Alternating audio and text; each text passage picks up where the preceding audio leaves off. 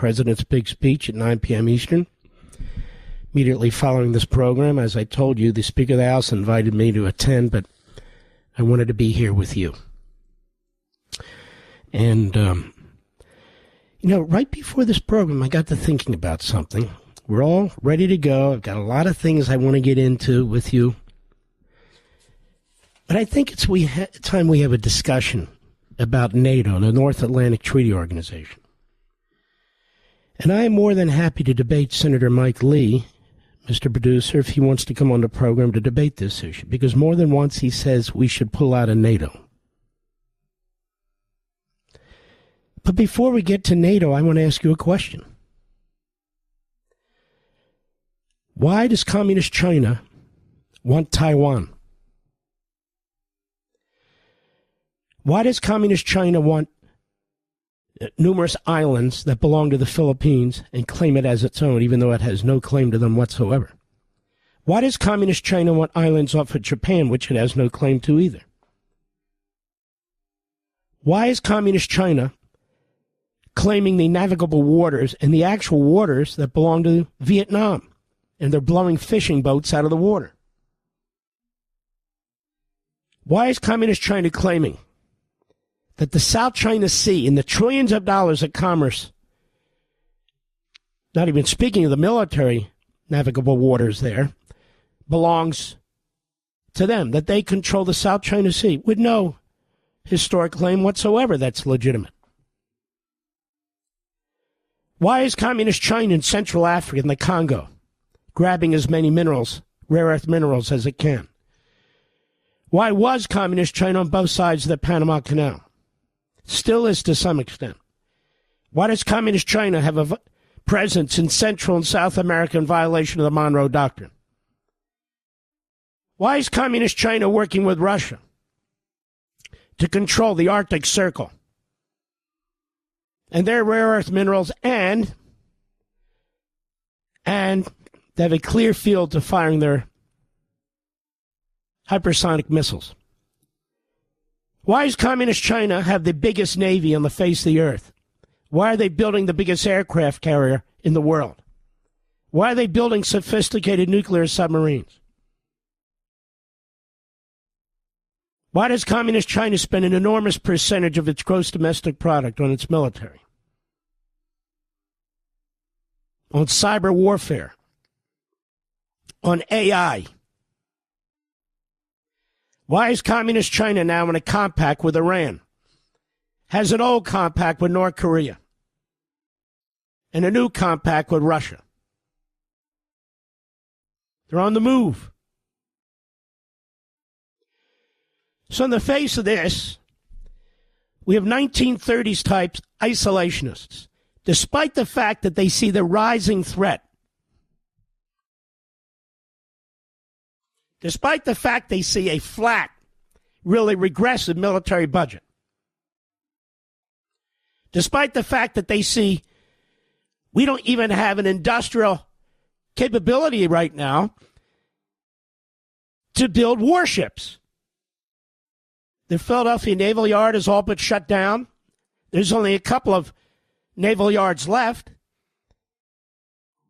It's a huge problem. All you have to read are the reports about our inability to build naval ships, let alone man them with sailors. Why does Communist China have killer satellites? What's going on here? And in the face of this, we have people who are buffoonish. The same type of people we had 90 years ago, 80 years ago. Preaching isolationism. Preaching imperialism and colonialism. That is, that we're apparently the imperialists and colonialists. Why is Communist China building a relationship with Saudi Arabia? I already said Iran. What are they up to? Should we ignore it?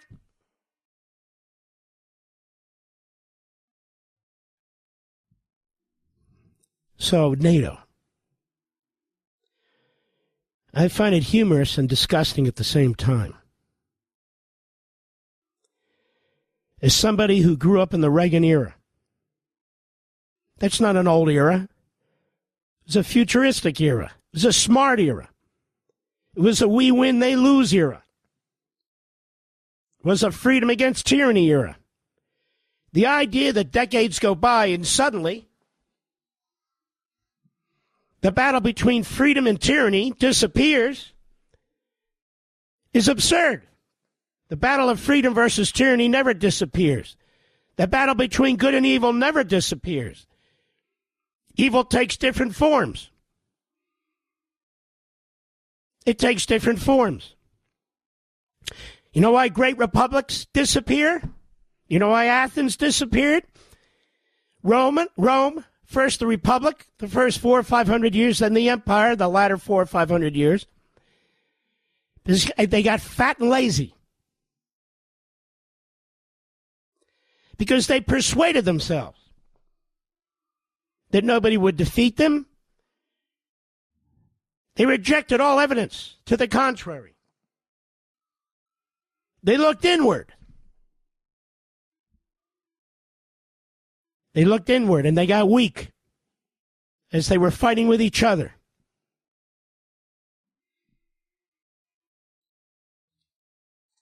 Among other reasons, you know why the Jews lost the Second Temple to the Romans? Well, they were clearly outnumbered and outgunned.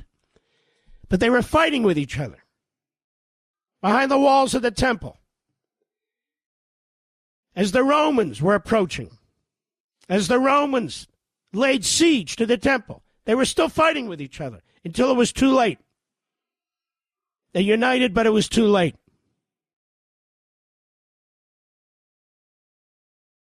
They were virtually wiped out, of course. Ancient history is what it is. Do you know why we had to send so many of our troops to Europe during World War II? As Hitler was building his forces, as Tojo was building his forces in the Pacific, as Mussolini, the earliest of the three, was building his forces in Southern Europe, because we said we had an ocean. It was none of our business. Even when Britain was struggling for survival, shortly before we were attacked by the Japanese. The same mouthpieces, the same forces you hear today. What is it any of our business? And one of the leaders in this effort was an American hero, Lindbergh. One of the leaders in this effort was Joseph Kennedy Sr. After we were attacked at Pearl Harbor, Lindbergh effectively apologized to the American people. He had built this, he called it the American First Movement. Hundreds of thousands of Americans who talk like Mike Lee, who talk like Rand Paul, who talk like the old-time George McGovernites, the old-time left-wing Democrats. He apologized. And he immediately went on a campaign, actually a crusade, to raise as much money as he could in war bonds. But it was too late. It was too late. And when you consider the capacity of the weapons and technology today, I don't even think we'd have the ability to make such a horrendous mistake and push back. Why was NATO created? Because America's an imperialist colonialist power? Or because we're stupid and we like to blow billions of dollars a year? Or because we're moronic and we like to have American troops on foreign soil? Has nothing to do with any of that. How stupid. It would literally take you an hour or less to learn all you need to know about NATO if you took the time to look.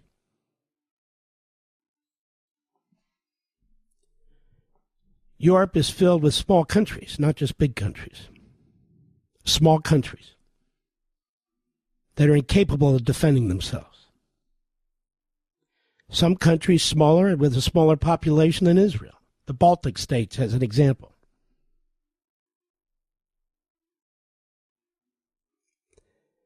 Some countries, sort of mid-sized countries, they too could not withstand an onslaught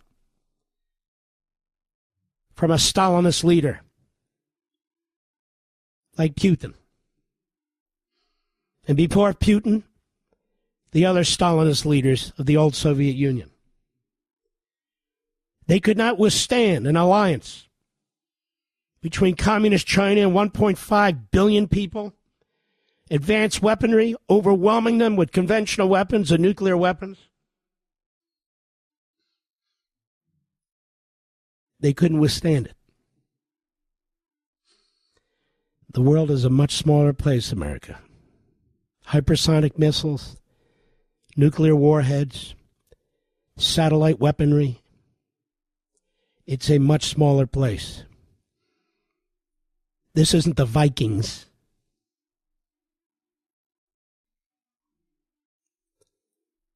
It doesn't take much.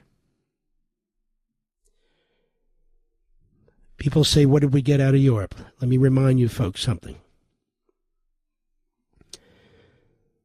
Some of you have fathers and some of you have grandfathers, uncles, great uncles, who fought in Europe. Some of you don't know what I'm talking about, but you've seen the old movies, whether it's Patton, the Battle of the Bulge, Dresden. Brave American heroes, the greatest generation. They went over and they fought in Europe because once Europe went, these evil, genocidal murderers would attack the continental United States. And when they attacked Pearl Harbor, and thank the good Lord, our aircraft carriers weren't there. If they'd taken out our aircraft carriers, they were planning on attacking the coast of California. They just happened to be out of the bay in Hawaii. They just happened to be out of Pearl Harbor. But that was the goal, to take out essentially the United States Navy in one blow. And they would have. And they would have. We're in NATO because it protects us. We have forward bases in NATO. We have bombers. We have jet fighters. We have nuclear capacities. We have troops. Not a lot, but we have troops. But it enables us to reach parts of the world that we otherwise couldn't reach, and certainly not in a timely manner. Certainly not in a timely manner. The goal is to keep the enemy off of our shores, to keep them off the continental United States, and even now in Alaska and Hawaii. We're in NATO to protect us and to protect our allies. That's why I have an alliance. We have an alliance with Australia. We have an alliance with Japan. Why? Aren't they far away too? Because they are first line of defense against the communist Chinese in and around the Pacific. So I asked Mike Lee, should we pull out of South Korea? Should we withdraw from our alliance with Australia and Japan while we're pulling out of NATO? Should we do that too? How about the Middle East? Should we give that up too? So where should we take a stand other than on the east and west coast, other than on the south and north borders? Where should we do it, military genius? Where should we do it? NATO has kept the peace in Europe until Putin invaded Ukraine since the end of World War II. Since the end of World War II, the longest peacetime period on that continent for a long time.